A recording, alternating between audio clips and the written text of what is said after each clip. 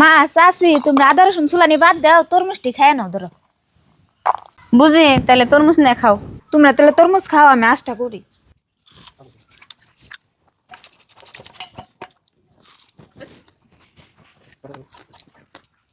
বউ ও বউ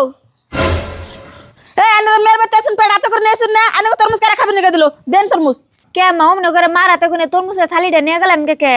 নিম্না কি করবো তরমুজটা এনে ঘরে থুয়ে হারা হারি নাই অম্মে মা খালা বাইনা কাড়ে খাইবার দিছ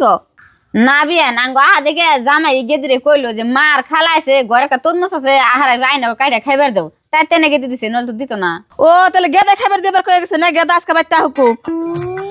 আর এটা কাকে বাড়ি আজব করছো কাগো বাড়ির আর যাবো করুম আঙ্গো বাড়ির আসি যাবো করছি। আঙ্গবাড়ির আস তুমি কার হুকুমে জব করলা তোমার তাহলে পাওয়ার দিছে কারা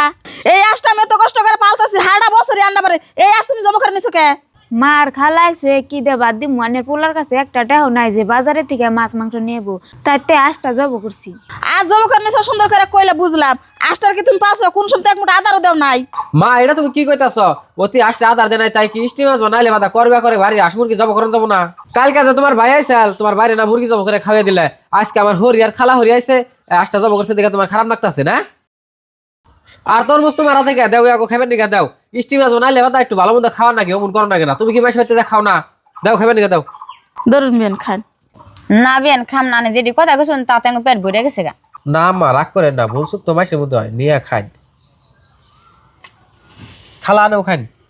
নাও